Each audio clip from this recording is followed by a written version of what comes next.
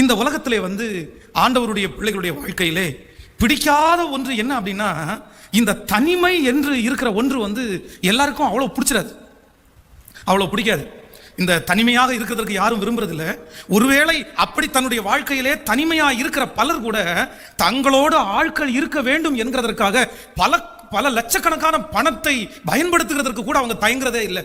இன்னைக்கு நண்பர்களுடைய வட்டாரத்தை நிறைய பேர் வைத்திருக்கிறதுக்கு காரணம், இன்னும் ஒரு ஞாயிற்றுக்கிழமையான எல்லாருக்கும் சாப்பாடு போடுகிறதுக்கு காரணம், ஒரு கல்யாண வீட்டுக்கு இல்லைன்றால் ஒரு நிகழ்ச்சிகளுக்கு போகிறதுக்கு காரணம், எல்லாரும் என்ன நினைக்கிறாங்க அப்படின்னா, நான் தனிமையா இருந்துடக்கூடாதுப்பா, தனிமையா இருந்துடக்கூடாதுப்பா, 4 பேர் நம்ம கூட இருக்கணும், அவங்க இருந்தாதான் நமக்கு பலன், அவங்க இருந்தாதான் நம்மளை தைரியப்படுத்துவாங்க. இன்னைக்கு உலகத்திலே இருக்கிற பல்லாயிரக்கணக்கான ஜனங்கள் இந்த தனிமை என்கிற ஒன்றை ஜெயிக்க முடியாமல் ரொம்ப கஷ்டப்பட்டு இந்த தனிமையினால வாழ்க்கையை வெறுத்தவர்கள் நிறைய பேர் இருக்கிறார்கள். நம்மகிட்ட யாருமே இல்லையோ, நம்ம கூட யாரும் பேச மாட்டாங்களோ, நம்மை சுற்றி சொந்தக்காரங்க இல்லையோ, நம்மை சுற்றி நம்மளை புரிந்து கொள்றது மாதிரி நண்பர்கள் இல்லையோ, நம்ம ஏன் இந்த உலகத்தில் வாழ்ந்துறோம்? நம்ம என்னைக்குமே தனிமை தானே, இனி நம்ம சந்தோஷமாக வாழவே முடியாதா?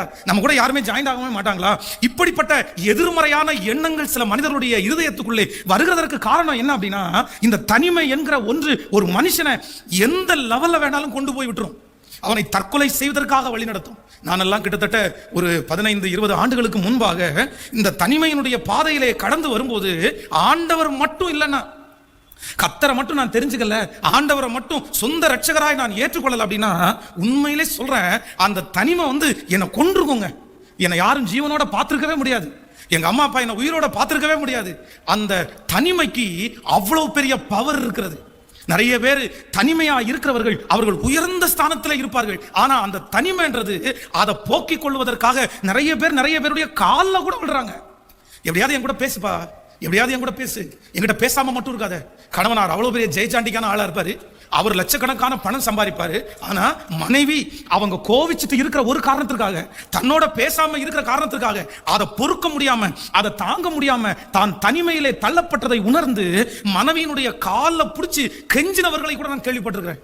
என் கூட பேசாம மட்டும் இருந்துடாத, என்னால தனிமையா இருக்க முடியல, நீ பேசலன்னா ஒரு மாதிரி இருக்குது, என்னமோ நான் செத்தது மாதிரி ஃபீல் பண்றேன் அப்படின்னு சொல்றவங்கள கூட நான் பார்த்திருக்கிறேன்.